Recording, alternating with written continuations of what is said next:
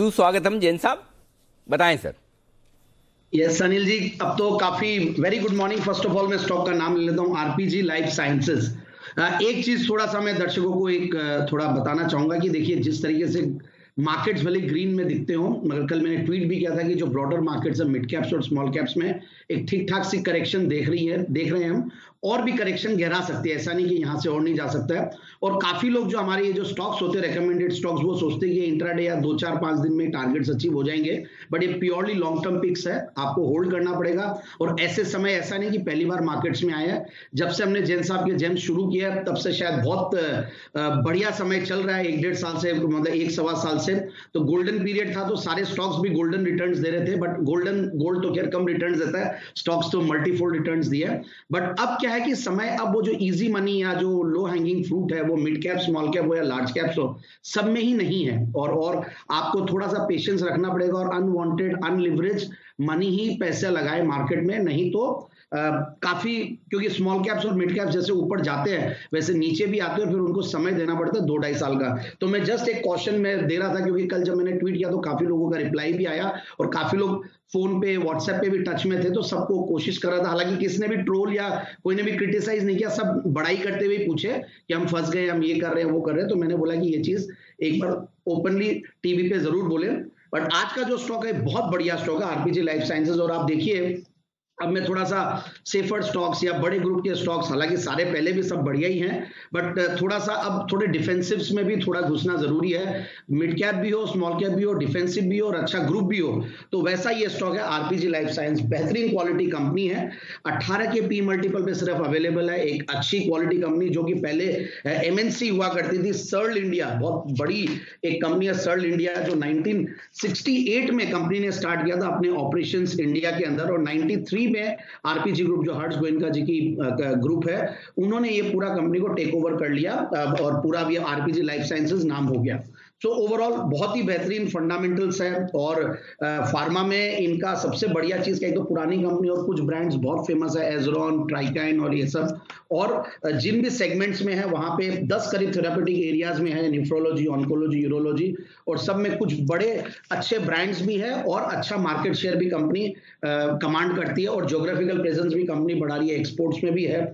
सो 26-27 के return on capital employed, 20 का return on equity, 1.5% का डिविडेंड यील्ड, और सबसे बढ़िया बात, ये एकमात्र कंपनी होगी शायद, जहां तक मेरी नॉलेज है, जो 8 रुपए की फेस वैल्यू पे है। 10 रुपए की फेस वैल्यू, 5 की, 2 की, 1 की सुनने में आता है, ये 8 रुपए की है। और सबसे बढ़िया बात, सेल्स की ग्रोथ बहुत ज्यादा इंप्रेसिव नहीं है, 6-7%, 8% है, बट जो प्रॉफिट की कैगर है वो एक्सीलेंट है। मतलब 43% की प्रॉफिट की कैगर है पिछले 3 साल की, 5 साल की 28%, क्योंकि, और 7 साल की 40%। 3 साल की कई बार होता है कि 1-2 साल आपके अच्छे चले गए तो कैगर बढ़िया हो जाता है, तो इसलिए मैंने 7 साल का बोला।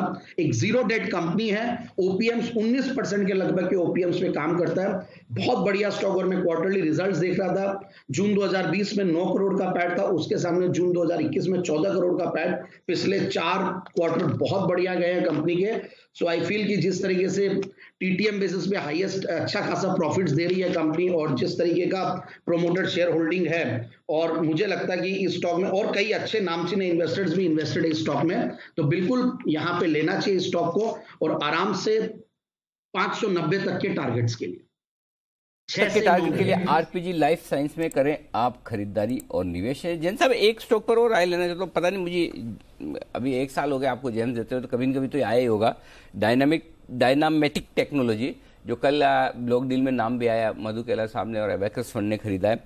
आपके रडार पे है ये स्टॉक का? 3% मजबूत है आज 2030-2035। बिल्कुल अनिल जी, ये स्टॉक रडार पे था, और मैं इसीलिए नहीं दे पाया कि क्योंकि मैं जब यहां स्टॉक्स लाता हूं अनिल जी, तो मैं कोशिश करता हूं कि थोड़े करेक्टेड स्टॉक्स हो, और ये स्टॉक नॉन स्टॉप चले जा रहा था। और देखिए, जिस तरीके से बड़े बड़े इन्वेस्टर्स जब इन्वेस्टेड हो जाते हैं, एक ये था, और दूसरा कुछ मुझे फंडामेंटल्स जो हम जैन साहब के जेम्स में लाने की कोशिश करते हैं, उस हिसाब के फंडामेंटल्स नहीं मिले, तो मैंने इसीलिए स्टॉक को वैसे रेकमेंड करने की नहीं सोची, क्योंकि डेट्स जब कंपनी में होती है 680 करोड़ के डेट्स है और अब 1200 करोड़ की कंपनी हो गई, तो थोड़ा सा मैं डरा हुआ था और स्टॉक के पी मल्टीपल्स भी मतलब नेगेटिव रिटर्न ऑन इक्विटी पे है, तो ये रीजन था। बाकी देखिए इतने बड़े नामचीने इन्वेस्टर्स है मतलब इन्वेस्टेड और इन्वेस्ट किए, तो सर्टेनली वो लोग भी कुछ कुछ देखते हैं। सो मैंने इसलिए रेकमेंड नहीं किया, क्योंकि मुझे जो फेस ऑफ इट कई बार फंडामेंटल्स अच्छे नहीं लगते हैं तो उन स्टॉक्स को रेकमेंड नहीं करते, क्योंकि ये बहुत out of the box thinking चाहिए। और हमारे जो इन्वेस्टर्स और मैं जिस लेवल का हूं, मुझे तो सिंपल सीधे साधे जो आरपीजी लाइफ साइंस जैसे स्टॉक्स होते हैं उनको रेकमेंड करते हैं। ये होते हैं बहुत जिनके डीप पॉकेट्स होते हैं, बहुत समझदार इन्वेस्टर्स होते हैं, जिनको हर लेवल की नॉलेज होती है, हर लेवल की इंफॉर्मेशन होती है। इंफॉर्मेशन का तो मैं इनसाइडर इन्फो की बात नहीं कर रहा, बट वो लोग ट्रैक करते हैं हर चीज को कि भाई किस तरीके के मूवमेंट्स है, तो वो उन्हीं के लिए है। तो मैं यही राय दूंगा थोड़ा सा कि जब इतने नामचीने इन्वेस्टर्स घुसे हैं तो इसको जरूर से रडार पे रखना चाहिए इन्वेस्टर्स को भी, और नीचे आने पे ले, क्योंकि मार्केट्स ऐसे हैं कि यहाँ पे बहुत अब एक्सुबरेंस का काम नहीं है, और एक्सट्रीमली गुड क्वालिटी जहां पे कन्विक्शन है वहीं पे इन्वेस्टेड रहे, जो सामने डेटा रियली वर्क्स, और कुछ वर्क करे या नहीं करे, होप से ज्यादा डेटा वर्क करते, और ये होप प्ले है आपके लिए डायनामेटिक टेक्नोलॉजीज पर राय जैन साहब की। जैन साहब, आज तो आप एसपीएल में भी हैं, तो अभी रुकेंगे कि जाएंगे या जाकर वापस आएंगे?